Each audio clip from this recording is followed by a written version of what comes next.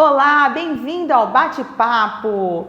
Hoje quem está aqui com a gente é o pastor Márcio e quem está aqui falando é a Carla Guerdi. Eu sou filha, sou esposa, sou mãe, sou pastora, sou empresária, tudo aquilo que Deus chamou a gente para ser. Mas hoje eu quero conversar com o Márcio, ele também é pastor. Márcio, pode se apresentar para nós? Claro, é um prazer, uma honra estar aqui.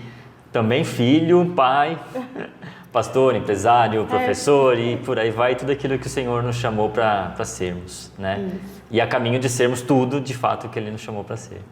Ai, que bom! E a nossa conversa hoje é um bate-papo muito interessante. Bom, eu fiquei assim apaixonada, já estive com ele na casa dele, junto com a esposa, os filhos, e dali surgiu a ideia, né, desse bate-papo. O que nós vamos falar? Olha, ele é tão rico de tantas coisas que eu podia ficar aqui a tarde inteira falando contigo, né? Mas eu quero trazer algo muito especial, porque o pastor Márcio, ele é dono de uma escola e essa escola já está aberta desde 1969, é isso, né? Isso. E eu fui conhecer essa escola. Então é um assunto assim incrível para que você possa entender um pouquinho mais como vem a educação desde essa época. E quero falar especificamente para você, professor, para você ter entendimento de como foi esses processos que aconteceu no mundo, né? Eu acredito que mudou muita coisa de 1969. Com certeza. O seu pai está ainda também na escola, está com vocês, né? E é lindo de ver. Eu fiquei assim apaixonada pelo lugar, gravei um monte, não queria mais sair de lá. Então conta um pouquinho, pastor, assim, como que é essa caminhada de todo esse processo, né? Porque a gente fala de títulos, né? Mas os títulos, eles não vieram por causa deles nós exercemos. Os títulos acabam surgindo porque a gente já é. Sim. Então o já ser trouxe para você muitas situações. Eu tenho umas perguntas bem legais que eu tenho certeza que o pessoal tem curiosidade. Conta para mim um pouquinho da sua história. Sim. Bom, a educação, a gente fala que quando o bichinho da educação pica, nunca mais você sai. E na verdade, nós enquanto filhos de Deus, né, se nós obedecermos o ID, nós temos a educação na nossa veia e no nosso caminho, né? Porque a grande comissão compreende ensinar, né? O como de ir às nações é ensinando. Uau, né? Então por isso que eu digo que sendo pastor ou não, mas sendo cristão, sendo filho, né, você tem um chamado para ensinar, né? E a educação, ela passa por todos nós. Afinal de contas, em algum momento da vida, todos nós passamos pelo ambiente escolar, né? Seja na educação infantil ou até no homeschooling, de alguma forma, nós estivemos em contato com aprendizagem. Sim. Então, todos nós passamos por esse lugar. Alguns com traumas, alguns com felicidades. E aí eu já digo que professores são geradores de marcas, né? Nossa, é verdade. São. E aí um dos desafios do professor é ser um gerador de boas marcas e não de cicatrizes. Né? Então, esse é um desafio que o professor tem. Porque muitos de nós carregamos cicatrizes de momentos educacionais, momentos escolares que não foram muito legais, mas deixa pra lá. Então, assim, a educação sempre esteve muito, assim, arraigada a mim. Eu sempre gostei de ensinar desde criança, né? Os meus irmãos falam, foi o Márcio que ensinou a gente a escrever e a ler, minha mãe fica brava, e aí... Então, assim, mas eu sempre tive um gosto, um chamado, né? Eu entendo isso como um chamado, né? Então, assim, existem chamados na nossa vida que às vezes a gente demora um pouco mais, um pouco menos para dar atenção àquele chamado, mas o chamado está presente desde muito tenridade. Né? Ele vai sendo construído, né? Ele vai sendo construído e reconhecido. Exato, nós, né? Exato. E reconhecido, né? Muitas vezes a gente tenta fugir do chamado, que é um segundo passo muito normal na vida de todos nós, né? Existe um chamado, a gente acaba recusando o chamado e aí depois volta. Tem jeitinho de voltar. Sempre tem jeitinho de voltar. E o plano B é voltar para o plano A, sempre é. Então, assim, isso já vem se desenvolvendo desde pequeno, desde mesmo, de verdade. E eu fui ter outras carreiras, né? E voltei para a educação. Então, em torno dos 25 para frente, eu voltei para a educação, fiz outras formações, então fiz ciências sociais, pedagogia e estamos aí militando na educação. Ai, né? Que bom. Tanto do ponto de vista escolar, né, quanto na igreja. né? Então, assim, na igreja, muitos de nós trabalham com educação, mesmo sem perceber e sem ser uma educação formal. Sim. Né? Então, na educação, vamos chamar de não formal, que é o que a gente tem muito na igreja. Que pode né? ser chamado de educação livre ou não? Pode Pode? ser chamada de educação livre, que é aquela educação que não é rígida no sentido curricular, no sentido da formalidade de uma graduação, de uma pós-graduação. Então, ela é uma educação livre, né? Mas a gente classifica, eu gosto de classificar como não formal. Né? Então, você tem uma educação formal, que é escolar, que é ensino fundamental, etc., faculdade e tudo mais. O não formal, que ela tem alguma estrutura, né? Mas ela é livre. Então, é a escola dominical, a escola sabatina, a sabática, né? Da escolinha, enfim, das crianças. Muitos seminários, né? Então, tem seminários que são mais leves, né? Então, não tem aquela rigidez de um seminário já bem estruturado. Às vezes, dá para a gente classificar como um curso não formal. Né? Então, cursos livres nas igrejas, essa é educação não formal. E existe o ensino informal, que é aquele do vô. Ah, que legal, é verdade. É aquele prático, né? Então, vamos passar um final de semana na casa do vô e o vô vai ensinar a serrar madeira, vai ensinar a usar uma ferramenta. Colocar uma isca.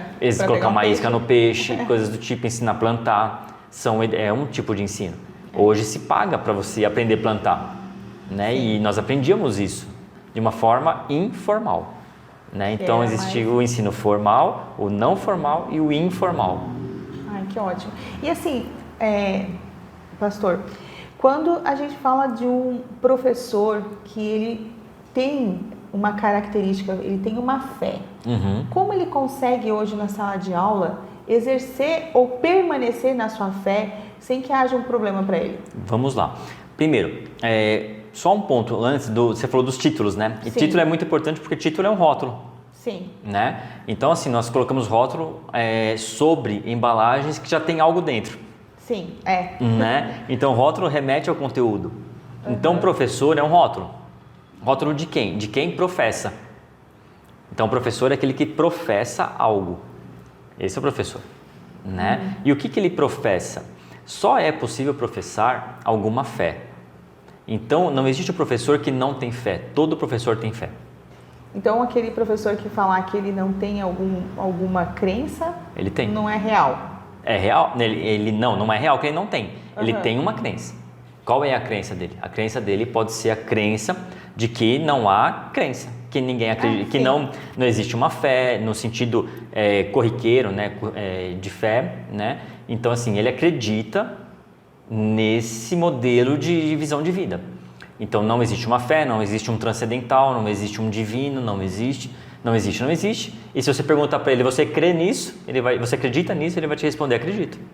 Isso é uma fé. Já é uma fé, entende? Verdade. Então, não tem ninguém que não adore. E aí, falando, né, como irmãos, né, para irmãos, o homem foi feito para quê?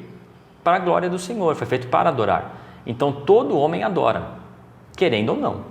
Nós adoramos sempre, entende? A questão é a quem adoramos, entende? Então, é impossível não adorar algo ou alguma coisa, ou alguém. Então, todo mundo adora alguém ou alguma coisa. Nesse sentido, quando o professor, que você disse, todos eles têm uma fé, eles professam uma fé. Nesse sentido, o que pode ser feito para que eles professem a fé, mas que eles não tenham alguma acusação, alguma situação para eles mesmos? Como que isso funciona? Aí você está falando já de uma fé cristã. De uma fé cristã. Porque assim, eu sempre acredito que é muito importante a gente delimitar esses pontos genéricos, né? Todo mundo acredita em alguma coisa, todo mundo tem alguma fé. Todo mundo comunica isso de forma subliminar, implícita ou explícita. Todos. Então, professor de geografia, professor de história, né, que são as disciplinas clássicas aí de comunicação de crença, ciências, né? Ou, mais recentemente ciências, né? De uma forma academicamente científica, né? Sim. E hoje em dia até as ciências exatas, matemática, já existe uma relativização até nas ciências exatas. Né? Mas então assim, é importante dizer que todo professor comunica aquilo que ele acredita e só é possível comunicar e ensinar aquilo que se acredita. Sim. Nós ensinamos na medida que acreditamos, entende? Então a comunicação do professor sempre vai estar conectada com aquilo que ele acredita, tá? Então assim, todos os professores acreditam, então tá ok. Pronto. Isso estabelecido, nós temos uma discussão sobre a laicidade, ou seja, a escola é laica ou não é. Ah, sim. Né? Então, a gente atribui isso ao Estado. O Estado é laico, ok. Então, no Brasil se dissociou a Igreja do Estado, né, no segundo reinado, Dom Pedro II fez essa dissociação, e de lá para cá a gente tem um Estado laico. Mas as pessoas não são laicas. Sim. Né? Como eu disse, todos acreditam em alguma coisa, todos têm algum tipo de fé. E aí atribui-se essa laicidade do Estado à escola, que aí é um pouco mais complexo. Porque na escola nós estamos falando de relacionamento de um professor para um aprendiz. Sim. Entende? Então é um relacionamento muito humano. E humanos foram feitos para adorar. Entende? Sim. Então a escola é laica, ela pode pretender ser laica. Entende? Mas na medida em que todos têm um tipo de fé, na prática é impossível, é praticamente impossível. Porque se transmite algum tipo de crença. De crença. Na verdade, o ser humano ele é baseado em crenças e valores, né? Antropologicamente. Não tem como não dissociar não isso. Tem, então não tem. todo ser humano ele vai até onde a sua crença e seu valor chega, né? Um ateu, sua permissão, a sua motivação. Já respondendo logo, o ateu tem crença, uma baita de uma crença. E forte, defende a sua crença de uma forma muito bem embasada, né? Qual é a crença do ateu? Que Deus não existe, né? Que tudo pode ser explicado de uma forma científica, né? Ou pelo menos sendo mais tendo uma fala um pouco mais científica mesmo, o ateu ele defende que tudo é pela lógica. Então pela lógica eu vou e tudo é pela matéria, né? Sim. Então assim, e eu já defendo que pela lógica a gente chega em um ser superior. Sempre, né? E não tem como dizer que foi de uma explosão do nada que surgiu um tudo. Existem muitos criacionistas que hoje defendem que a explosão gerou, que foi um instrumento de Deus. Sim. Até porque o Big Bang foi pensado por um padre. Foi um padre que desenvolveu a ideia de que uma grande explosão, e ele foi pela lógica e chegou aí. Entende? Mas no sentido dessa teoria do evolucionismo, não tem como a gente pegar agora, eu sempre falo, né, você vai fazer um bolo e vai fazer pela teoria do Big Bang, né? Então você coloca todos os ingredientes, você explode e ele sai o bolo, né? É a ideia da explosão da tipografia, né? Alguém usou esse exemplo, né? Se explodir uma tipografia, qual a chance de aparecer um poema no chão? Não tem lógica nenhuma. Pega um saco de sopa de letrinha, nem sei se tem mais sopa de letrinha agora, mas... Isso revelou a sua idade, tá? Isso revelou a minha idade, eu sei. Mas só um spoiler, eu não estava em 69 quando a escola foi fundada, eu não estava lá. Se você pegar um saco de sopa de letrinha e jogar para o alto, qual a probabilidade de aparecer um poema no chão? Então, tem que ter mais fé nisso, mais fé no acaso. É verdade. Entende? Então, assim, eu uso o título de um livro que eu acho que é muito legal para isso, que é Eu Não Tenho Fé Suficiente para Ser Ateu. Isso é um título de um livro. Eu não tenho fé suficiente para ser ateu, porque precisa de muita fé. Muita fé. E para mim, a gente consegue fazer um desenvolvimento lógico usando ferramentas da lógica, que é uma disciplina da filosofia. Então, e chegar num ponto em que é necessário um criador, exterior ao universo, não dependente do universo e anterior ao universo. Uau. Né? Isso é lógica, pela lógica a gente chega nesse lugar. Agora, quem é esse criador, ou esse ser, não vamos nem chamar de criador, esse ser externo, aí você pode decidir com a sua fé. Aí você pode buscar outras evidências que te entregue ou te direcione para um criador específico. Só que esse criador não sendo o próprio Deus, né, dentro da Trindade, ele sempre vai ser alguém carrasco que depende de algo que a gente faça para ter aquilo que a gente... Sim, isso já dentro de uma disciplina teológica. Isso, já traz outras consequências. Sim, né? Sim, mas assim, ainda na lógica, sem migrar para o ambiente da teologia, ainda tem alguns problemas quando a gente coloca um outro ser criador desse universo que não seja um Deus eterno, pessoal, triuno e tudo mais. Então assim, quando eu falo, poderiam ser alienígenas que não pertencem a essa dimensão? Tá na moda agora, né? Tranquilo, né? A gente tem filme aí, já que não é nem novo, mas, né? Falando isso, poderia, legal, mas aí se a gente cai na pergunta, quem criou esse alienígena? entende? Que ambiente ele vive, quem criou esse ambiente. Daí começa todas as mesmas perguntas. As mesmas perguntas. Se você volta, né, e vira Tostines, entendeu? É fresquinho porque vende mais ou vende mais porque é fresquinho? Então, assim, o outro universo criou esse, mas quem criou o outro universo? Então, não dá. Então, nós precisamos realmente de sendo acadêmico novamente, de um divino, não ser divino, extra esse universo, tá? Ou qualquer universo que se conecte com a matéria, que dependa, então alguém que não dependa da matéria, que não dependa do tempo, tá? Que seja exterior e não dependente, e anterior. Que esse tempo não faça mesmo noção para ele, não tenha...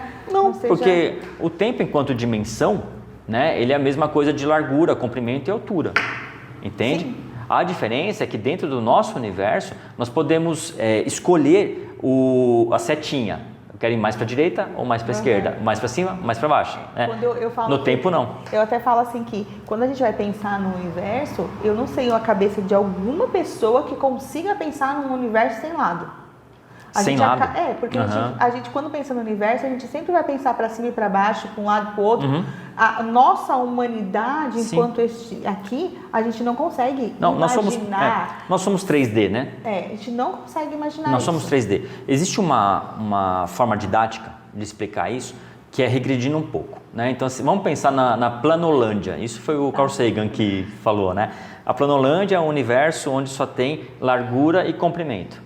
Então, todos nós somos de uma espessura ínfima, né, menor do que uma folhinha, e nos movemos só para a direita e só para a direita e esquerda, só para frente e para trás. Legal. Aí, em determinado dia, alguém que pertence ao universo do 3D, ou seja, ele tem a altura como dimensão, chega e coloca alguma coisa nesse universo 2D.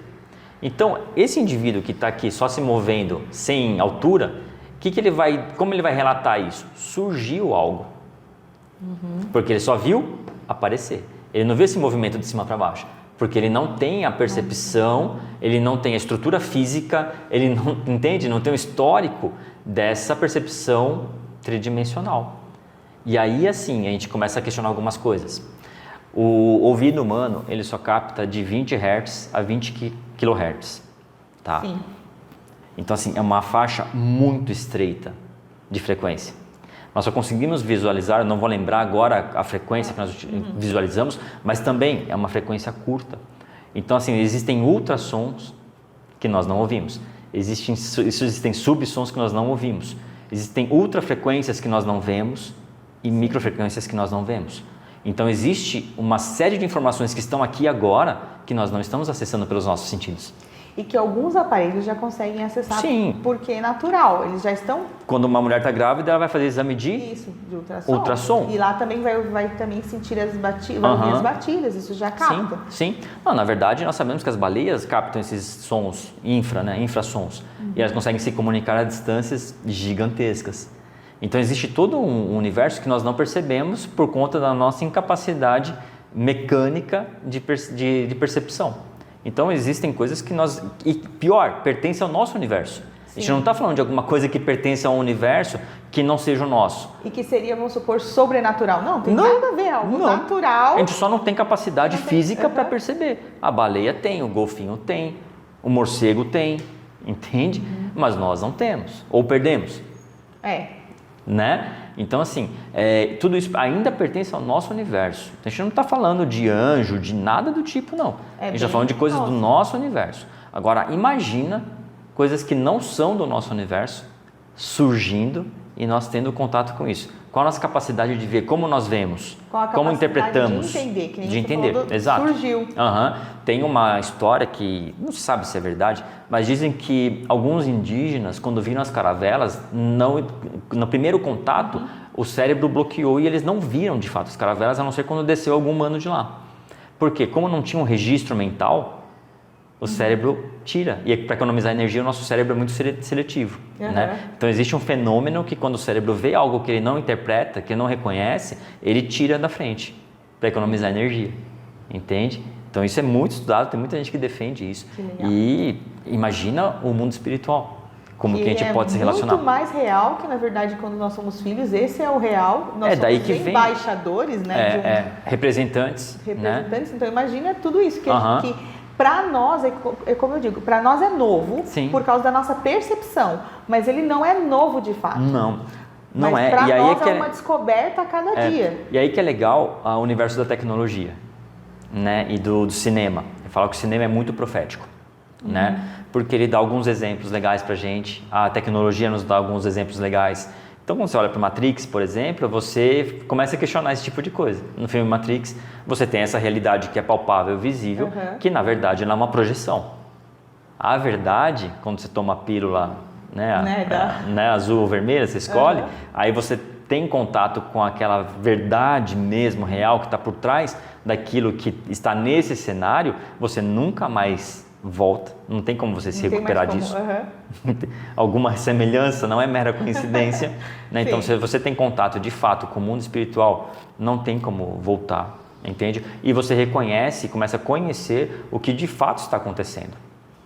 Né? É interessante que a gente pode começar a falar sobre professores e sobre o ensino, mas não tem como a gente acabar desconectando daquilo que a gente é em relação a seres espirituais, que tem uma alma que sente, tem uma alma que processa tudo isso para trazer, é como que decodifica para que a gente possa ter o corpo que expressa. Isso, porque o papel do professor é esse, é professar. Então eu professo algo, esse algo nunca é só informação.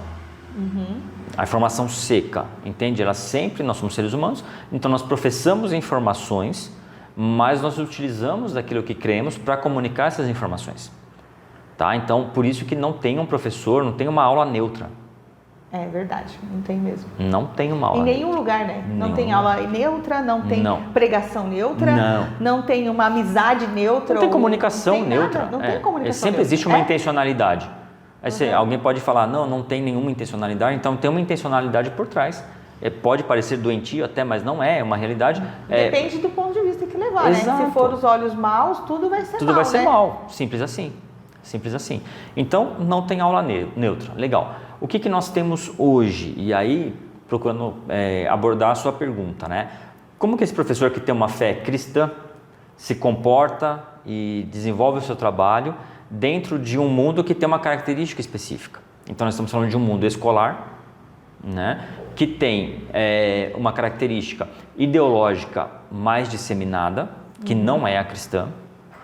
Tá? E aí nós precisamos voltar lá em 69. Sim. Né? E começar pensar um pouquinho antes. E talvez voltar um pouquinho antes ainda. Por quê? Eu sempre brinco que se você pegar um oftalmologista e tirá-lo da sua clínica no século XIX e trazê-lo para uma clínica hoje, no século XXI, ele não vai saber o que fazer. Não. Ele nem vai fazer, nem como se a profissão nem fosse dele. Não. Ele vai achar que está em algo futurista e de fato está.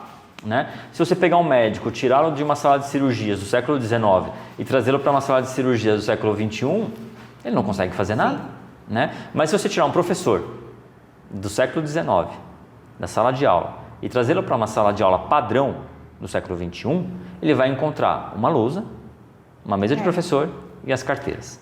Você fala, não, mas tem tecnologia? Tem tecnologia. Mas no geral, as carteiras estão colocadas, a lousa está, o professor está. Então, assim, esteticamente, nós ainda guardamos muito disso. Então, o que mudou para além da tecnologia? A tecnologia está aí, nós vivemos muito de modismos na educação. Né? Então, tem a moda da lousa digital. Faz parte, né? Isso em toda profissão, em todo mundo, né? Exatamente. Então, o que muda de fato? Muda a forma de ensinar, né? Sendo mais coloquial, muda a forma de ensinar, mudam as teorias que são utilizadas para o ensino. E aí o século XIX e começo do século XX mudou muita coisa, de fato. Por quê? No século XIX nós temos um aumento muito grande, isso pós Revolução, já ali de Revolução Industrial, teve a Revolução Francesa antes, e ali já começou uma centralidade no homem, que é o que nós conhecemos como humanismo. Né? Que vem num contexto de iluminismo. Né? Então existe uma proeminência do ser humano, né, das necessidades humanas, eu leio dores humanas, ok? Colocando a centralidade na dor do homem, na dor existencial. E aí você tem alguns fenômenos que surgem daí. Um deles é o evolucionismo no século XIX. Entende? E aí o evolucionismo ele sai da cadeira da biologia e é aproveitado em diversas outras ciências. E que, na verdade, ele se torna quase outra ciência, né? Porque Ele se torna uma ciência paralela que determina as outras. todas as outras. Exato. Então, assim, nós, por mais que... Se a gente for olhar até dentro do cristianismo, a gente encontra um pensamento evolucionista muito grande. Então, eu já vi livros de história da igreja que estudam a história da igreja do ponto de vista evolucionista. Entende? Então, a igreja era assim, entende? Era assim. Como assim era assim? Percebe? Então, uma igreja que passa por uma evolução até chegar aos dias de hoje. Não.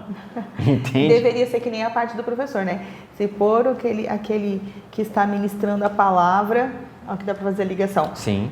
Do século XIX para nós agora, você vai encontrar um púlpito, um pastor, você vai encontrar Opa, verdade? o mesmo Verdade, lugar. verdade, verdade. O que mudaria ali?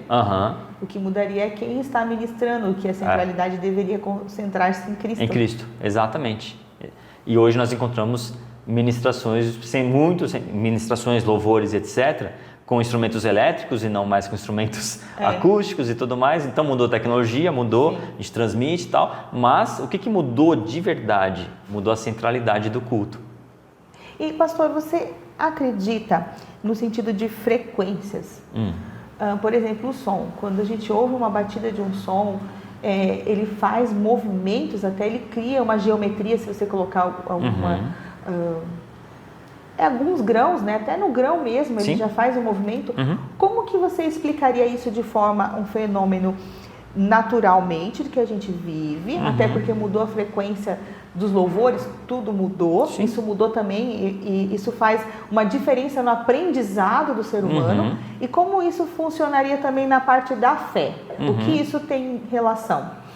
Assim, todas as coisas foram criadas para a glória de Deus e para expressar o seu amor, né? Como eu falei, luz é frequência, cor é frequência, som é frequência, né? Então, no fundo, tudo é frequência. Através de frequência, você pode quebrar um elemento, você pode matar uma pessoa, entende? E você pode até curar alguém, entende? Então, assim, eu entendo que a nossa fé tem que estar centrada em Cristo, né? Então, não preciso ter fé numa frequência. Eu preciso entender o que Deus fez para servir o homem e para o homem fazer a gestão disso. Adão foi colocado no Éden para governar o quê? Terra, o ar e as águas, né? O domínio sobre esses ambientes. Eu vou além de animais. Eu entendo que o homem foi dado a governar, inclusive o ar, os ambientes. Todos os ambientes. Não só os animais biológicos, né? Mas assim, os ambientes. Isso se dá também no âmbito de frequências. Entende? Então, isso nós precisamos reconhecer para utilizar adequadamente. E esse reconhecimento faz a diferença para a gente não ser nós dominados, na verdade. Exato, é aí que está o ponto. Então, assim, eu reconheço e conheço as propriedades da água, das ervas, da frequência, para uso, para enaltecer e engrandecer o nome do Senhor, para melhorar a vida humana. Então, eu sei que o chá de boldo é bom para a digestão, eu sei que hortelã é bom não sei para quê, e por aí vai. Então, nessa mesma dimensão de dominar para atender às necessidades do homem e glorificar o nome do Senhor, está também, por exemplo, uma frequência. Então, eu não preciso ter fé numa frequência, eu preciso utilizar. Utilizar, exatamente. Entende? E não ser dominada por ela. De forma alguma. Então, e também a mesma situação no sentido, isso acontece com remédios. Isso, a dimensão é essa. Isso acontece com comida, a dimensão é essa. Então, o Éden foi criado, né, para o homem estar ali e se servir dele, né? Então, mesmo depois da queda, nós temos uma legalidade de domínio sobre esses lugares. Qual o problema? Culturalmente, e a gente volta mais ainda na nossa linha do tempo, quem eram as bruxas? Eram aquelas que sabiam fazer o chá. Até hoje, né? Se você pegar algum tipo de benzedeira, essas coisas, aquele benzimento vai trazer o espiritual. Sim. Mas o que tirando isso. Tá fazendo muito aquele bem, chá de camomila ali, ele serve para quê? O chá de cravo serve para quê? Aquele chá de charupada que é para anemia. O que acontece? A nossa cultura cristã, até não vou nem fechar só no evangélico, a cristã porque eu incluo aí a igreja católica, tá? Não, para mim é muito tranquilo isso. Ela acaba entregando o domínio desses ambientes para o diabo. Isso. Entende?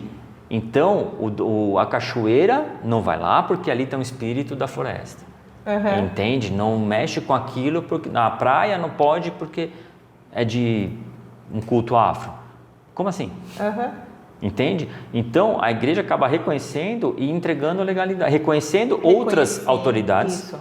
O que é terrível, porque assim, e aí como nós temos a legalidade, eu digo, a humanidade regenerada em Cristo, nascida de novo em Cristo, tem a legalidade sobre esses ambientes, reconhece uma outra autoridade e fala, não, tá bom, tá aqui, ó, realmente a cachoeira é sua, os elementos da floresta são seus, a praia é sua, pode usar e eu não vou aí porque eu tenho medo disso daqui. E coloca, na verdade, esse ser dominado, né? Aí entra no domínio. Que o crente deveria entender. Exato. E deveria exercer. Sim. E não sofrer. Não retroagir. E aí ficar, sofrer as consequências. Submisso a isso. Porque é o que eu falei, não existe falta de intencionalidade. E quando eu ouço uma música, ali tem frequência, ali tem harmonia, ali tem ritmo, tem melodia, tem todas as propriedades da música e causa um efeito. O efeito que causa. E aí, se nós desconhecermos ou reconhecermos e não dermos bola para isso, a gente vai sofrer as consequências. E existe uma diferença. E não é espiritual isso. Não. É físico. E isso existe uma diferença sim, porque podemos até não conhecer e sofrer essa consequência, ou podemos conhecer e não querer ouvir por medo, que daí você entrega o domínio. Isso. Que a situação é você ter consciência, entendimento e a decisão clara. Isso. Que muda a situação. Então tem pessoas que falam sobre esse assunto e eles não fazem ou não vivem porque tem medo de uma consequência, dando autoridade às trevas. Isso. E na verdade não é isso. Não. Você tem que conhecer. Porque a nossa obrigação é entendimento. Assim, Deus escondeu os tesouros e é dado aos homens descobri-los. Isso. Entende? E aqui, como nós estamos falando estritamente de coisas físicas, todas elas devem ser conhecidas pelos homens. Isso. A gente não está falando de nada espiritual porque tem coisas escondidas que são para Deus. Ponto. A gente não está falando disso.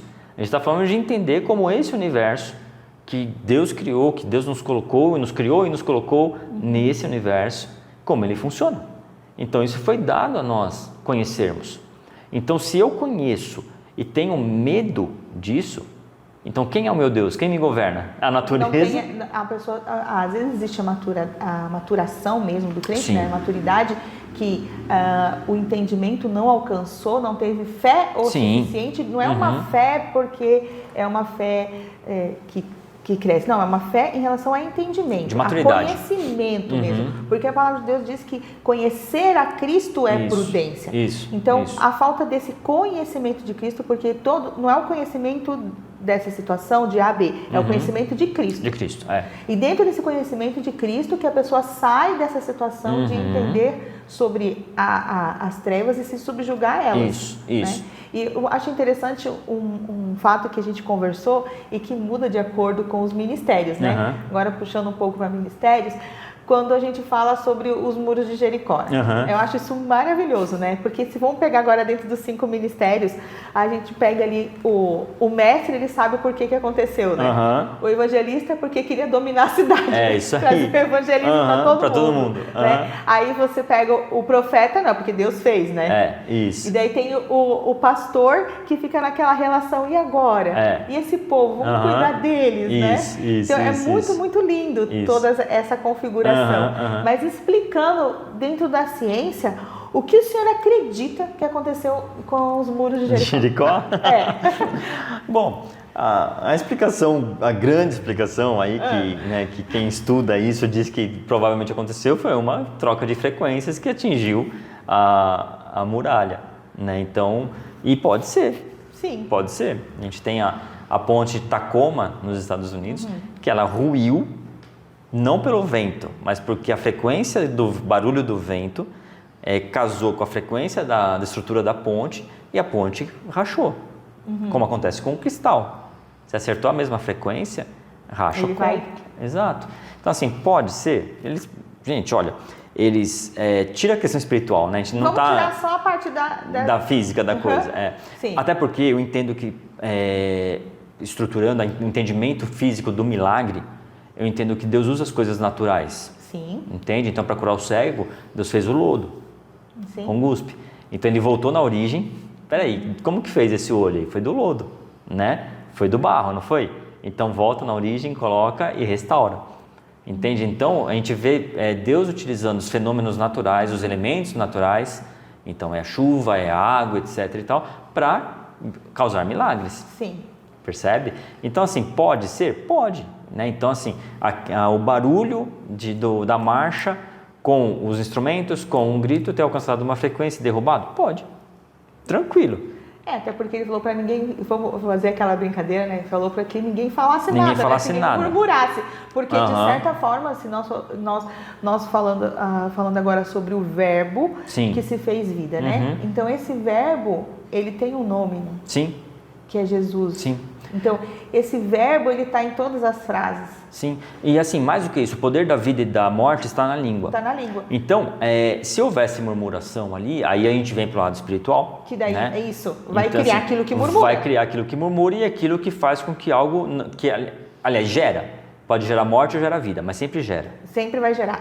Entendeu? Então pode gerar algo que não iria acontecer. Aí você fala, mas isso então é frase afirmativa, isso é...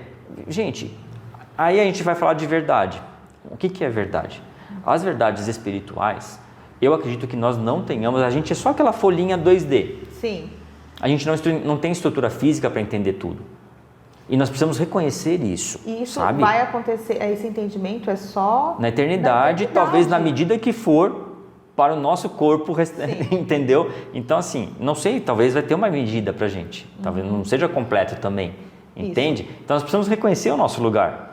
E porque um vai depender do outro, né? Sim. Então sempre vai ter essa conexão onde tem uma pecinha que se encaixa para...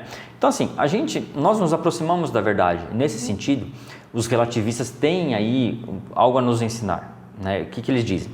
Que não existe uma verdade absoluta.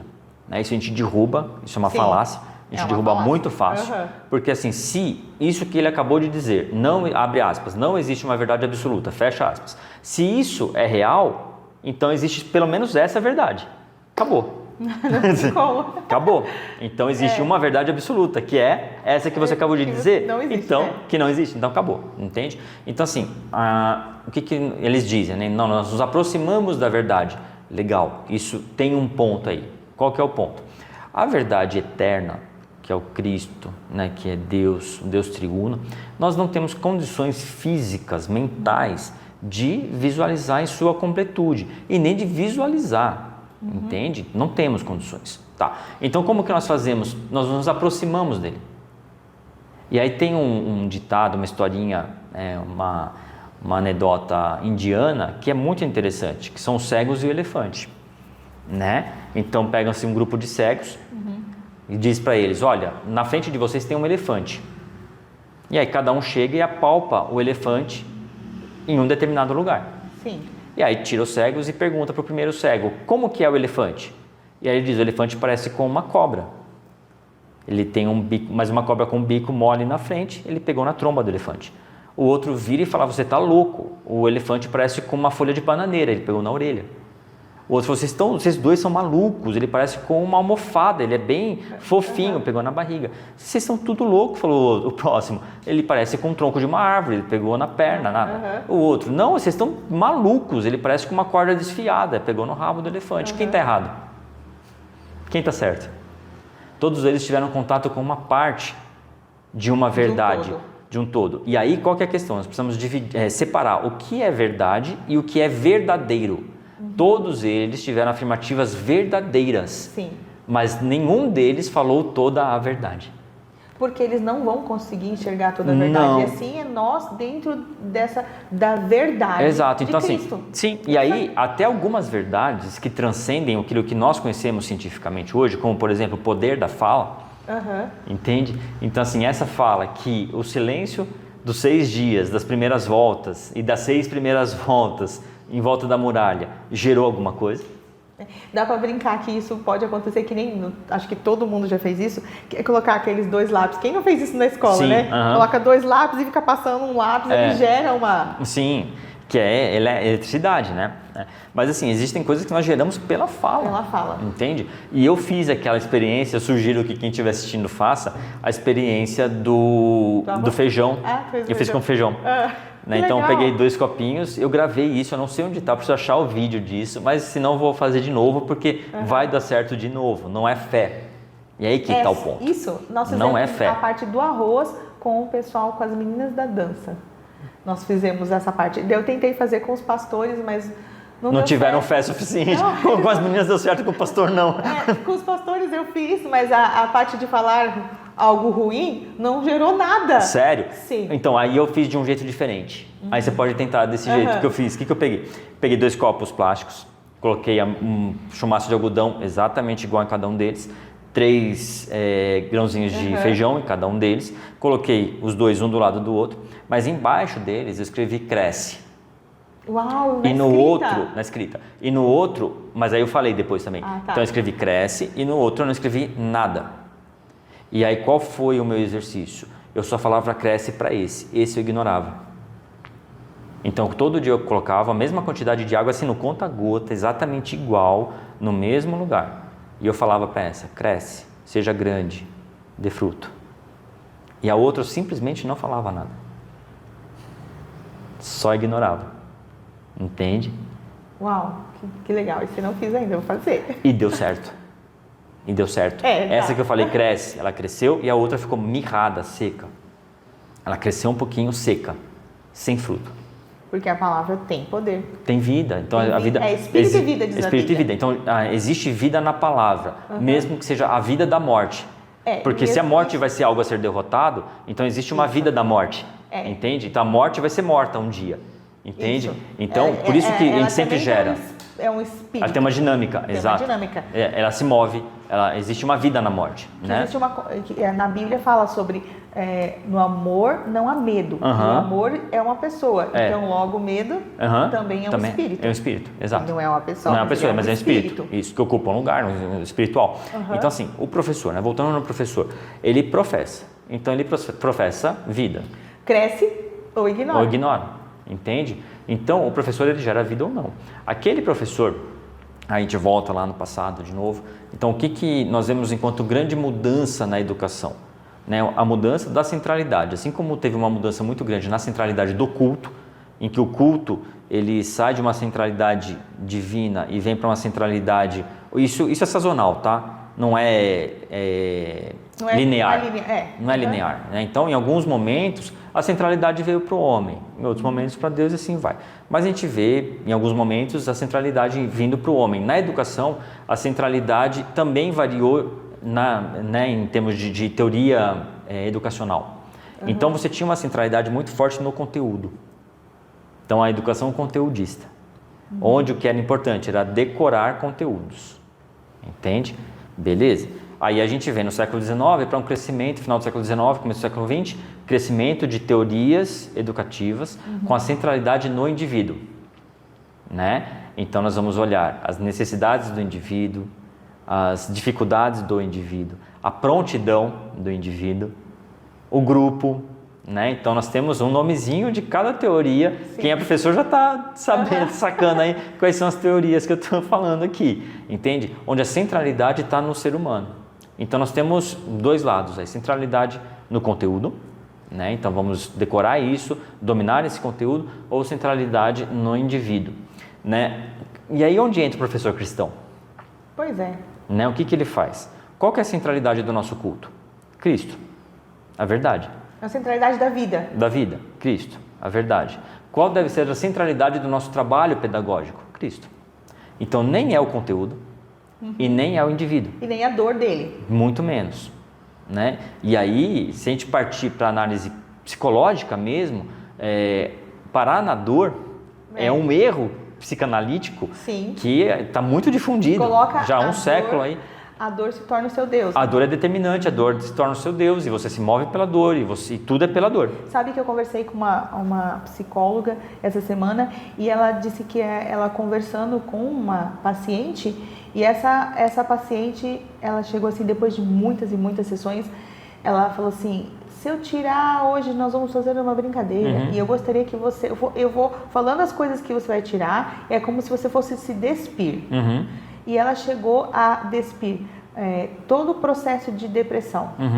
E daí ela perguntou assim para essa paciente, o que você está vendo? E a paciente disse que chorou muito porque ela não via mais nada. Mais nada. Porque a identidade dela está firmada na depressão, na dor, entende? E isso estava firmada num CID, numa situação que foi colocada, assim, foi colocado um rótulo e já foi uma cultura ensinada em casa, então é como se fosse tudo isso. E daí eu perguntei para ela assim, mas eu quero saber o fim, né? Melhor o fim do que o começo. Essa paciente saiu da depressão? Ela falou assim, com a ajuda da terapia, depois que ela se viu que não existia uma pessoa, só existia a doença, ela começou a descobrir quem ela era. E é uma jornada, né? Sair e fazer uma volta no sentido de descobrir seus próprios gostos, porque ela acabou gostando de coisas da depressão. Que na verdade não era ela, era a depressão. Isso é tão maluco que pode partir, né, para outras personalidades dentro da mesma pessoa. Né? E é muito comum isso. Por isso que quando a gente entra numa reunião de professores, de pastores e tudo mais, e pergunta, Carla, quem é você? Eu sou a pastora Carla. Não, pastora, o que você faz? Isso. Quem é você? Eu sou a Carla. Não, Carla é o seu nome. Quem é você? E aí, pum, buga, trava.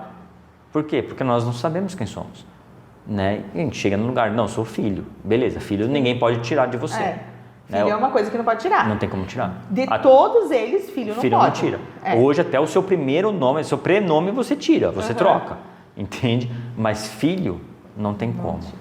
Então onde está a nossa origem? Né? Está nele. Né? Por isso que não é voltando só no passado, é voltando na origem. Na origem. No passado, então, ele é saudosista, né? Exato. Ele é saudosista de coisas que não existiram, de fato, e que às vezes você fez na sua cabeça. Até porque o passado não existe, né? Se você for conversar com uma mãe e uma filha, e as duas falarem da mesma situação, elas têm versões diferentes que são verdades para ambas. Todos nós. E aí, nesse sentido, que é realmente a verdade. Né? Então, por isso que levando sempre para Cristo. Voltando a essa parte do professor, dentro de uma escola confessional, esse professor, as matérias de português, matemática, matérias que são básicas, né? Dentro do ensino. Como elas podem ser voltadas para Cristo e como esse professor pode fazer essa matéria ficar centralizada? Como isso funciona?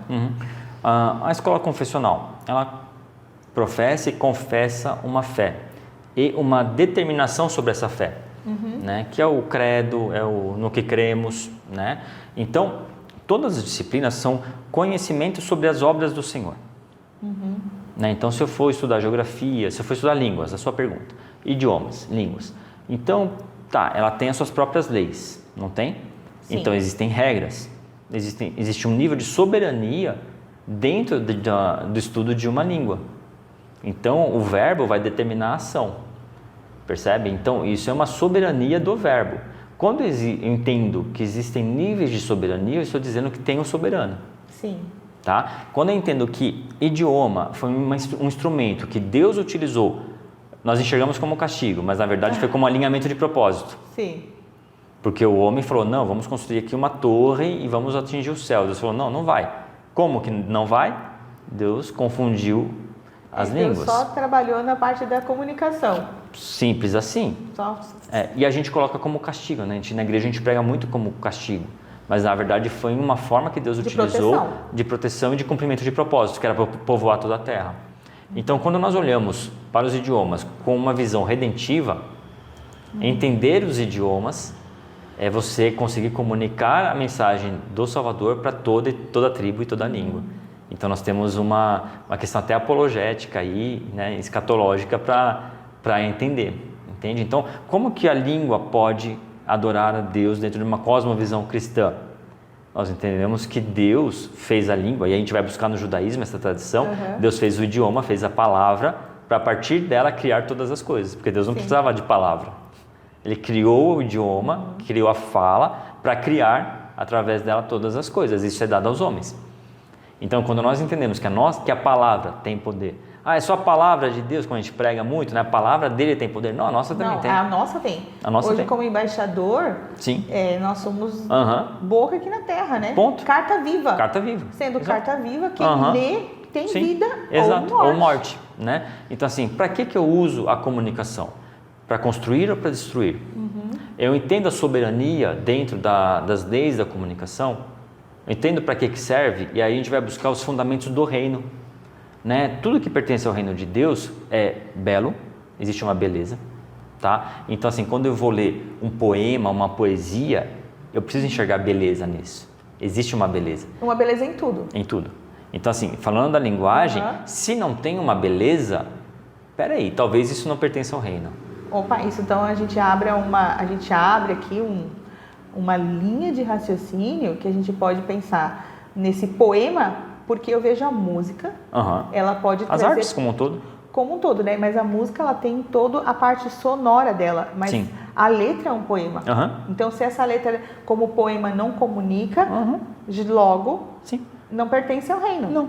E aí, assim por diante. E assim por diante. Então, se uma obra de arte, ela não é visualmente bonita, pode ser que ela não pertence ao reino.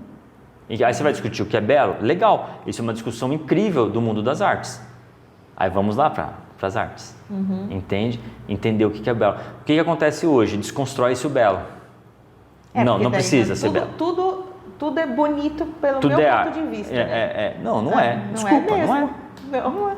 Simples assim. Toda não é. roupa é boa, é bonita. Não é.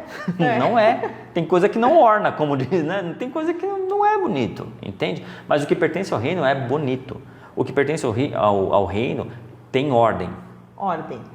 Tá? São 3 características no reino. Existe beleza, existe ordem no sentido de serventia, no sentido do para que serve, tá? Então, assim, um objeto, um quadro serve para alguma coisa? Serve. Ele serve para me acalmar ou para me deixar ansioso. Assim como a música. As cores são colocadas justamente para isso, né? Elas são organizadas para fazer uma função. E, por fim, tudo que pertence ao reino é abundante. Né? Então, a beleza, a ordem e a abundância são características de coisas que pertencem ao reino de Deus. Percebe? Então, quando a gente vai para o Éden, ou pega uma floresta que seja, existe uma ordem. Né? Uma ordem natural das coisas. Aí a gente pode discutir ordem. Né? Então, o homem mexeu nessa ordem? Mexeu. Legal, vamos começar a estudar isso. Vamos estudar biologia. Como nós fazemos a gestão dos recursos naturais. Então, a ecologia, sem ser adorada como um Deus em si mesma, ela pode estar a serviço, o entendimento, né, dos ecossistemas está a serviço do reino de Deus. Percebe? Todas as coisas podem ser organizadas dentro desse princípio. Sim, desde que elas não tomem o lugar do Criador, como objeto de adoração. Sim. Então, quando eu olho para a ecologia como um Deus, quando eu olho para a língua como um Deus, quando eu olho para qualquer coisa como um Deus, eu estou tirando a divindade, estou tirando a adoração, estou mudando o ponto de adoração daquele que é para aquilo que ele fez. Isso, como os professores eles não têm um treinamento sobre isso, acaba se tornando uma dificuldade. E aí você olha quanto eles sofrem na sua vida profissional e depois na sua vida pessoal, porque isso traz um problema de conflito na mente. Na verdade, muitas vezes estão sofrendo sem saber o porquê eles estão sofrendo. Por quê? Quando você tira a adoração do Cristo, você tem uma desconfiguração do universo. Você tem, não é aquele negócio harmônico, é uma coisa... Desarmônico. Causa uma desarmonia, sem sintonia, e aí gera um ruído e a coisa desanda. Eu não sei você, mas ruído para mim é terrível. Um instrumento desafinado para mim um instrumento desafinado é terrível, entende? Então, quando existe uma desarmonia, existe um problema, né? E muitos professores estão desarmonizados, né? Com a criação e com o entendimento da criação, porque tudo é criação. Nós já vimos, Deus criou a língua, a fala, Deus criou os idiomas, né? Então, e a matemática? O Galileu disse que a matemática é a língua com a qual Deus fez o universo. Uma frase do Galileu, não é minha. Vamos lá no Fibonacci, né?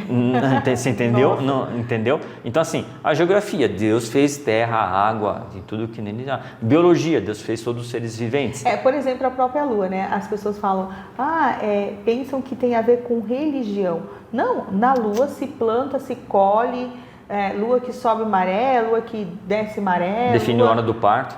Define a hora do parto, define a hora de pescaria, de colher, de todas essas coisas. A Lua é um bom exemplo da questão da divindade, né? Quando nós entendemos que Deus nos colocou para governar, e Deus deu também um governo para a Lua e para o Sol, então os luminares têm governo sobre si, um governa sobre o dia e outro governa sobre a noite. O homem passa, quando ele se distancia do Criador, passa a adorar a criação. Sim. Então ele adora o Deus Sol, o Deus Lua, a vaca, enfim, o que é a criação. Por quê? E aí o que acontece? Você tira a adoração do Deus verdadeiro e passa a adorar a criação. Hoje nós fazemos isso no mundo das ideias. Então, qual que é o objeto de divinização do ateu? A explicação sobre todas as coisas. Então ele coloca isso no lugar de Deus e ele adora isso. Então tudo tem que vir de uma explicação lógica e formal. Percebe? E se ele fosse até o fim da meada, ele ia chegar em Deus. É que ele não vai. Por quê? Porque a gente para em quem a gente adora. Sim. Por isso que às vezes a gente fica longe de Deus. Porque a gente não está adorando Deus. A gente adora alguma coisa que está no meio do caminho. E a gente para no objeto de adoração. A gente dá o exemplo muito de Abraão, né? Que ele parou em Arã. Lembrei disso agora. Ele parou no lugar da morte. Entende? E não foi até o destino profético na vida dele, porque a gente para onde a gente adora. Onde estava o coração de Terá, né? O pai de Abraão estava no filho que morreu, que chamava Arã, e aí para em Arã, no lugar da morte. Ele chegou no mesmo lugar. Chegou no lugar da adoração. Então, é adorar da dor. Então, a gente adora a morte, adora a depressão. A gente fala a minha depressão, né? Vamos colocar acho que dá para colocar tudo, né? A minha depressão, a minha finança, a minha pedagogia. Pedagogia. Tá? A minha... E assim vai, né? Então, a teoria pedagógica, as teorias, né? Ela pode ser elegida como um Deus. E a gente vê isso muito forte na academia hoje, né? Então, você vê professores, docentes, né, de universidades defendendo uma teoria educacional como se fosse um Deus, ou na categoria de uma divinização de uma ideia. Entende? Por isso que eu falo que hoje a nossa batalha espiritual, ela se dá no campo da mente. Sim, no campo das ideias, da mente. Então você tem... Por quê? Porque a adoração passa por esse lugar. Então a pessoa adora aquela teoria, aquela tese, e aquilo passa a determinar a sua forma de viver e de enxergar o mundo. E a isso nós damos o nome de cosmovisão. Isso. Né? Então, assim, o óculos que eu enxergo é o que... Eu não uso mais a comparação do óculos, porque o óculos você tira. O óculos tira, mas a cosmovisão... Então, a cosmovisão é o próprio olho. Entende? Você não consegue tirar. Se você tirar, você não enxerga mais. Sim. Você pode fazer uma cirurgia, que é uma atitude drástica... De correção. Então, é possível corrigir uma cosmovisão? É possível corromper uma cosmovisão? Entende? Mas é um processo, se não for drástico, é lento e demorado, mas é possível. É por isso que a gente vai perdendo a visão ao longo da vida, né? Naturalmente. Né? Então é possível a gente curar a nossa cosmovisão, corromper a nossa cosmovisão ou restaurar a nossa cosmovisão. O que é cosmovisão? É a forma que faz a intermediação entre o nosso entendimento de mundo e o próprio mundo. Né? Então, como eu enxergo as pessoas, as relações, a vida... Por isso que a palavra de Deus diz, se seus olhos forem bons... Tudo será bom, exatamente. Tudo será luz, e se não for, né? Então, assim, se a gente olhar para a matemática sem ter uma cosmovisão cristã, a gente vê a matemática como um bicho de 7 cabeças, algo que ninguém entende e ninguém gosta. Você fala, mas isso é um problema educacional? Tudo é um problema espiritual, cada um na sua esfera. Sim. Então, dentro da educação, nós temos uma intencionalidade no não entendimento da matemática. Sim, já tem uma intencionalidade. Existe. Assim também como no português, naquilo que é bem... que seria básico de estrutura mental para o ser humano interpretar. Entender a própria vida. Exato. Então, assim, o que você perguntou, né? Como que o professor cristão pode, então, trabalhar dentro da sua disciplina? Primeiro, entendendo as relações de soberania, de serventia. Então, para que serve aquele instrumento de conhecimento, né? Então, matemática, português, etc., para que serve, onde glorifica a Deus e de que forma glorifica a Deus. Então eu entendo qual a função daquilo ali dentro do reino. Então para que serve a comunicação? O que é a comunicação? Para que serve a língua? Primeiro, a língua não é um Deus em si, a língua serve para comunicar. O que é comunicação? É o ato, a ação de tornar comum aquilo que eu já sei. Comunicação. A ação de tornar comum aquilo que eu já sei. Então, eu quero que você saiba aquilo que eu sei. Isso é comunicação. Tornar comum. Eu quero que o outro entenda o que é já entendido por mim. Isso é comunicação, né? Quando eu deturpo a comunicação, quando eu uso, quando eu manipulo, eu estou destruindo uma criação divina. Então, para que eu uso a comunicação? Como eu uso os instrumentos comunicacionais? Como eu uso a língua de uma forma bela ou não? Porque não tem como você não expressar alguma coisa ou não ter a intenção de algo. Sim. A diferença está aonde está a centralidade. Sim. Né? Sim. E essa centralidade determina o fator do culto. Na verdade, porque o culto está no cultivo, né? Então a gente cultua enquanto cultiva. O professor cultua enquanto ele dá aula, né? Ele está cultivando ali no ambiente de aula. Então ali ele está prestando um culto a alguém. Então não é porque ele é um professor cristão que ele está prestando um culto a Cristo. Ele pode estar prestando um culto a uma ideologia. Ah, mas eu sou cristão, eu vou na igreja. Mas no seu cultivo você não está prestando um culto. É diferente. Entendeu? Então, se você está prestando um culto ao que você aprendeu na universidade, a um ideólogo, a uma ideologia, você está prestando um culto a isso, não ao Criador. Entende? Aí você fala, nossa, eu vou parar de dar aula, né? Porque é desesperador isso. Não, daí a gente vai ter que sair do mundo, não tem como. Não, a gente tem que organizar. Mas a gente não foi dado a sair do mundo. Cristo não tirou a gente do mundo, ele deixou a gente aqui. Fala, né? A questão é que ele está com a gente. Que não tire do mundo, mas livra do maligno. Sim. Só que aí é intencional. Nós precisamos percorrer uma jornada de entendimento para buscar conhecer a verdade. E dentro desse conhecimento da verdade, vem aquilo que as pessoas têm a centralidade em si mesmo. Então, a partir do momento que tirar essa centralidade de si mesmo, como ser professor ou qualquer outra, porque antigamente ser professor era algo... Uma autoridade em si. Nossa, era chique, né? A gente fala que o professor, né? O professor, né? O professor antigamente tinha fé pública. O que é fé pública? É o tabelião do cartório.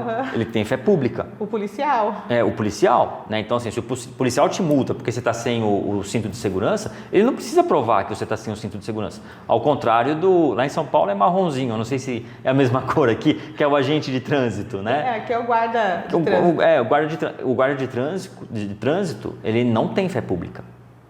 Então ele precisa de uma fotografia para provar que você está sem cinto. O policial não, ele tem fé pública. Entende? O tabelião, ele diz que alguém nasceu ou não nasceu, ou morreu.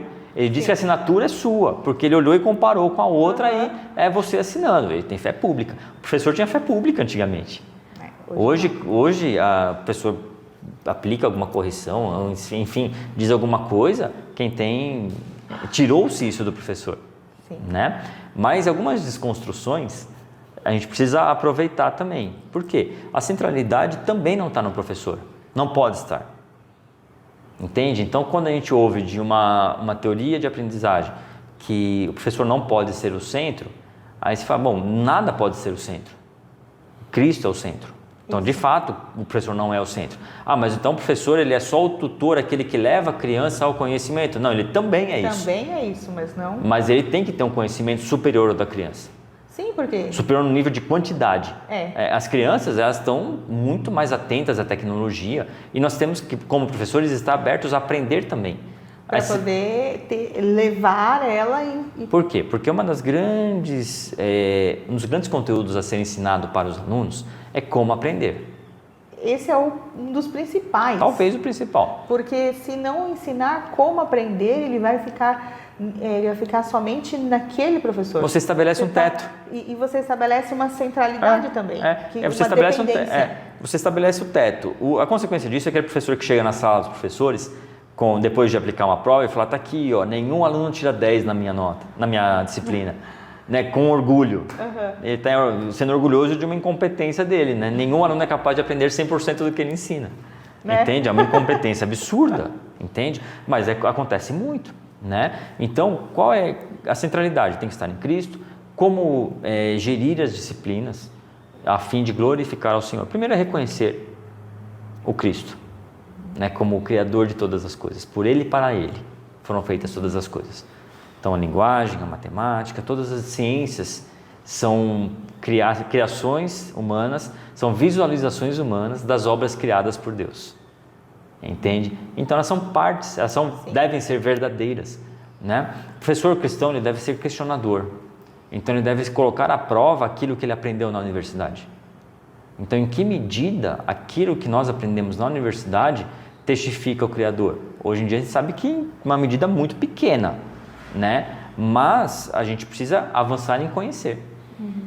Então existem outras formas de explicar aquilo.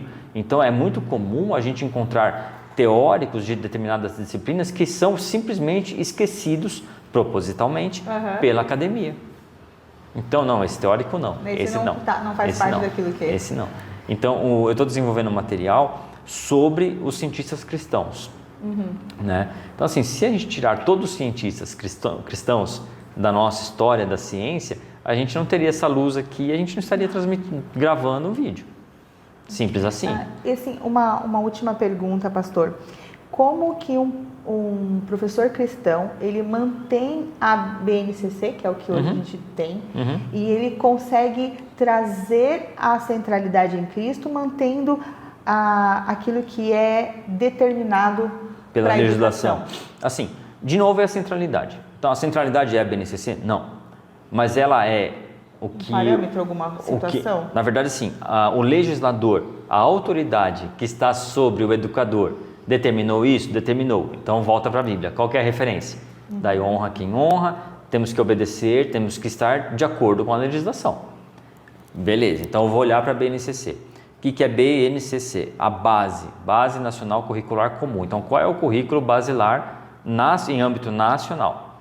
Para todo tipo de escola. Né? Está posto lá. Aí vamos discutir como que ela foi criada, com qual intencionalidade, né? Para quê?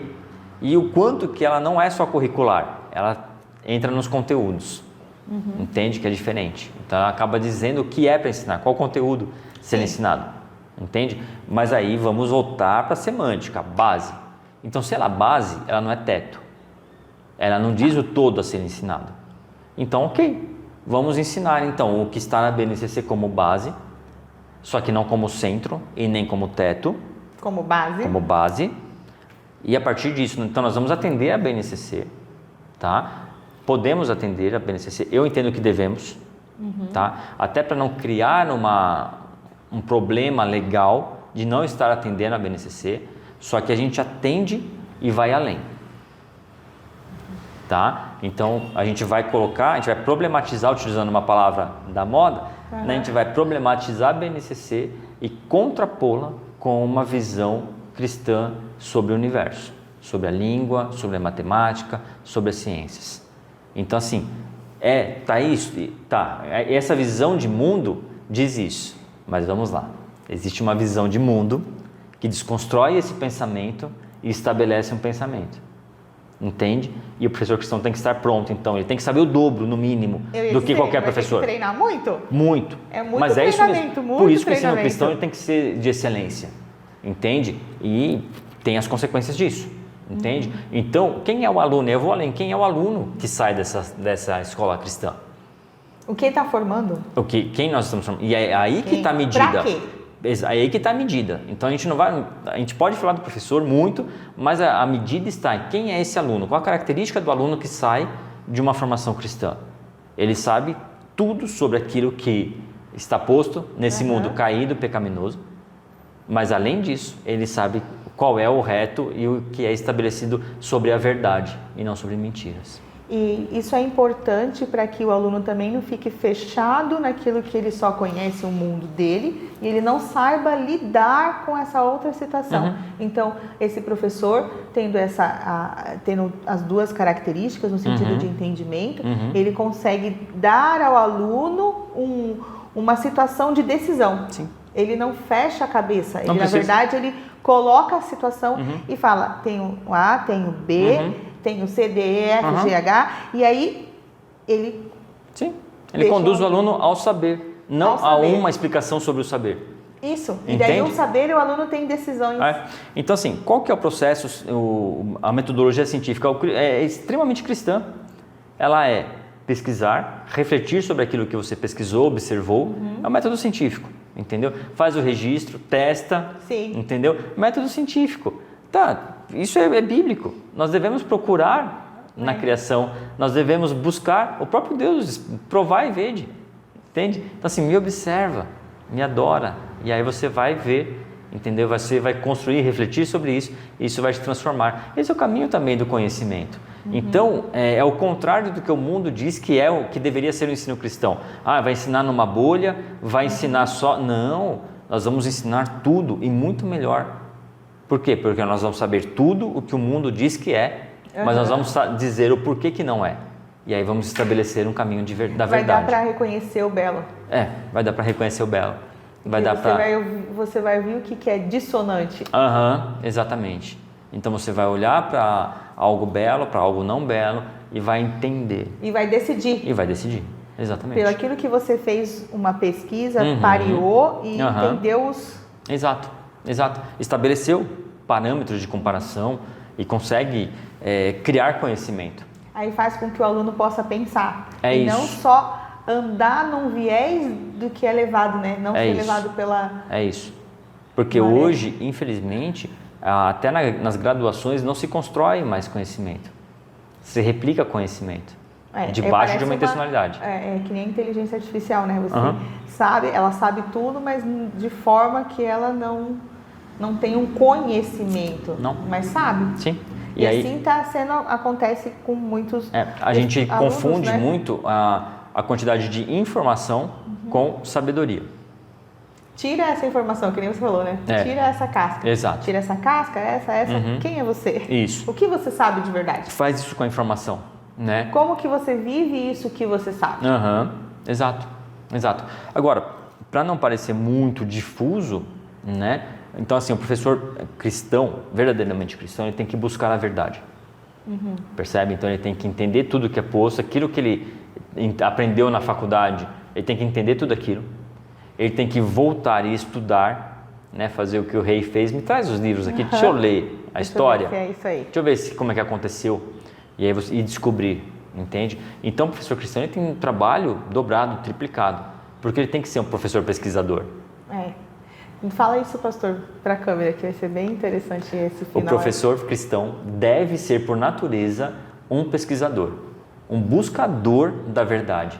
Alguém que vai procurar na criação de Deus os elementos que vão explicar a existência da criação, que vão levar ao Criador. E ali, então assim, você fala, então um físico pode chorar na presença do Senhor? Deve! No laboratório. Eu vou pedir de novo, pastor, essa pergunta, porque é bem interessante que eu acredito que isso vai ser um ponto-chave também. Como que um professor ele pode lidar com ser cristão e a BNCC? Como que ele pode fazer? Eu gostaria que o professor respondesse olhando diretamente no olho desse professor que está ansioso por essa resposta. Assim, o professor precisa entender que existem leis dos homens e leis de Deus. E aí existe um nível de soberania legal e de autoridade legal. Então, assim, a lei dos homens cumpre-se. Agora, vamos questionar essa lei. Então, tem conteúdos que não deveriam pertencer a uma base curricular, mas estão lá, que precisam ser questionados e problematizados. Então, obedecendo a lei de Deus, que é a lei daquele que é a verdade, nós podemos e devemos questionar. A gente acaba colocando o que está escrito lá, não como algo... Uma verdade em si. Uma verdade e um teto. Não. Aí se coloca isso como algo para problematizar, trazendo os paralelos e fazendo aquela criança, adolescente, aquele jovem, um adulto... Refletir. Isso. Então, se você, professor, for questionado pelo seu superior, peraí, mas você está... Olha, infelizmente, a qualidade do gestor educacional, infelizmente, não está chegando nesse ponto, tá? Pode ser que algum colega, professor, questione um ao outro, mas infelizmente não chega nesse ponto. Mas se alguém questionar, professor, você está ensinando algo que não está na BNCC, qual que é a nossa resposta? A resposta de um professor cristão: estou sim, mas eu tenho o direito de problematizar aquilo que está na BNCC. Entende a estratégia? A BNCC, isso não é uma caixinha de formatação, é um ponto de partida. Exato. E a estratégia é essa. Eu posso problematizar ou não? Está proibido de problematizar agora. Tem que pegar isso do jeito que é, um bloco, né, fechado hermeticamente, e apresentar para o aluno, e essa é a única verdade. E dizer que é redondo ainda. Então, peraí, qual é a lógica? Né? A gente não tem que estar aberto a problematizações? Não é isso que se pede? Né? Então, eu estou problematizando a BNCC. E eu posso fazer isso. E o professor tem liberdade acadêmica para fazer isso. Agora tem que ver se o professor tem a capacidade de fazer isso. Técnica, de conhecimento, de articulação. E emocional. Mas assim, é outro negócio. Quanto você está em Cristo e quanto Cristo está em você. Ou quanto é só um discurso. Isso. Percebe? Se a gente tiver um discurso evangeliquez, crentez, isso não dá conta do mundo que nós vivemos hoje. Entende? Então o discurso, o meu pastor fala que a gente chegou a hora de pregar sem a Bíblia. Entende? E se eu entendo que a visão, né, de que Deus deixou duas literaturas, uma a Bíblia e outra a criação, se isso é verdade... E a própria Bíblia diz que a criação já... Testifica e glorifica o Senhor, né? Então assim, eu posso olhar para a criação e encontrar as marcas do Criador. Assim como eu olho para um quadro e sei que esse quadro aqui é de Cézanne, não é de, sei lá, de Picasso, né? Isso é bem evidente. Assim como eu ouço uma música, isso aqui é Beethoven, não, isso aqui é Mozart, eu olho para a criação e eu falo, isso aqui tem um criador, isso aqui tem um jeito, isso aqui tem alguém que fez esse negócio aqui, tem um jeitão aqui, entendeu? Se nós estivermos habilitados a encontrar o criador nas áreas onde nós deveríamos ser os especialistas, então o professor que é professor de ciências, ele tem que ser o melhor, o de geografia tem que ser o melhor, é o melhor cara na sua área. Por quê? Porque se eu for procurar o Criador de todas as coisas, eu vou conhecer toda a verdade. E a Bíblia nos ensina, né, a pregar toda a verdade. Toda a verdade. Existe uma verdade toda, completa. Entende? Nós precisamos estar habilitados para isso. Então, qual é toda a verdade sobre a matemática? Toda a verdade sobre filosofia? Sim. Peraí, mas não tem toda a verdade? Eu aprendi isso na universidade. Não, peraí. A, B e C me disseram que é isso aqui. Não. Peraí, tem mais. Então, como professores cristãos, nós precisamos ser pesquisadores, professor pesquisador, devemos ir além do que todos já foram, devemos subir, né, como Newton disse, sobre o ombro de gigantes e que nos antecederam, mas ir além. Né? Não parar naquilo que nós aprendemos na universidade, na pós-graduação, isso é muito pouco para o professor cristão. Nós precisamos ir muito além. Aí vai ter que tirar a inércia, né? Vai ter que tirar a inércia. A gente, respondendo a sua provocação, né? Como que esse professor vai cuidar, né, das emoções? Aí, assim, onde está a nossa emoção? Né? Onde está a nossa certeza? Está em Cristo ou está naquilo que a profissão docente nos impõe? Entende? Ou está no medo de que vai levantar uma perseguição na escola? Não. Se levantar, está tudo certo. E isso é muito pouco. Isso, na verdade, é em todas as profissões. Todas. Se as profissões estiverem centradas no medo de alguém, de algo ou da falta, ela ainda não está centrada em Cristo. Não. Ela precisa estar centrada em Cristo e saber que todas as coisas cooperam. Sim. Embora você tenha que aprender sempre, porque não tem como sair desse lugar de aprendizado. Não. Até o fim de nossa Salomão vida. escreveu que não existem limites para se escrever livros. Sim. Então, assim, não tem limite para você estudar. Então, professor, não tem limite para você estudar. E você estuda mais porque você é cristão. Por você ser cristão, você já deveria, mesmo não sendo professor, estudar mais. Exatamente. Já deveria ser por natureza. Por natureza. Agora, sendo professor, isso é mais exigido ainda. né? Então, temos um caminho aí de criar e de sermos professores excelentes, né? Transformar alunos passivos em estudantes ativos. Estudantes até o fim da vida. Estudantes até o fim da vida. É o nosso conceito de long life learning, né? Temos uma longa vida de aprendizagem e vamos aprender sempre, né? E só vamos parar de aprender quando morrermos. E a gente vai aprender em outro lugar. Sim. Muito obrigado, pastor. Obrigado por esse dia que aprove a Deus você estar aqui, né? Sim. E acho que se você percebeu, é só um pouquinho de tanto conhecimento que tem aqui dentro, de tanta riqueza que Deus colocou dentro da vida do pastor Márcio e sempre estudando, né? O que Deus vai fazer a partir de agora com você, professor, você que quer ensinar com propósito, ensinando com propósito, vai ser algo que eu tenho certeza que você estava buscando.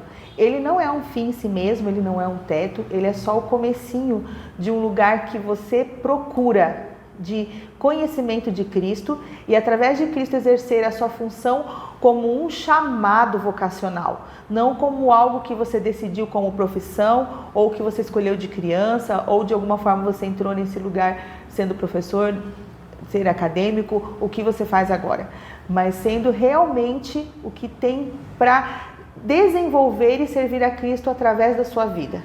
E um dos lugares maravilhosos é como professor, porque você toca diretamente outras vidas. E qual é a pessoa que não tem um professor que se lembre, que tenha tocado, que tenha marcado ou manchado a sua vida?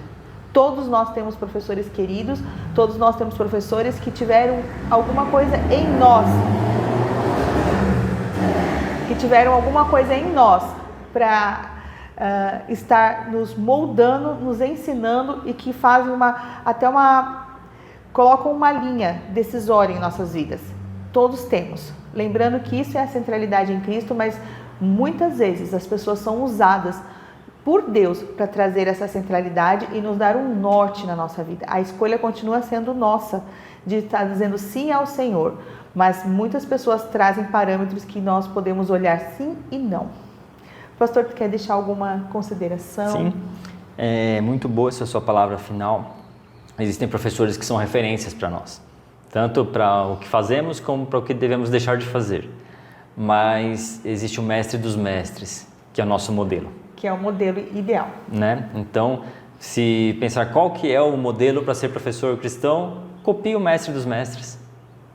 Faça o que ele fez. Né? Então, ele é o modelo único para nós. Né? Ele considerava o aluno, a história do aluno, adequava o conteúdo. É verdade. Tem uma série, se a gente for falar sobre a pedagogia de Cristo, a gente faz outra live Vamos fazer só uma série de pedagogia de Cristo. E é isso, ele é o modelo. Ele é o modelo. É Obrigada, pastor. Obrigado, é uma honra estar aqui. Ai, glória a Deus.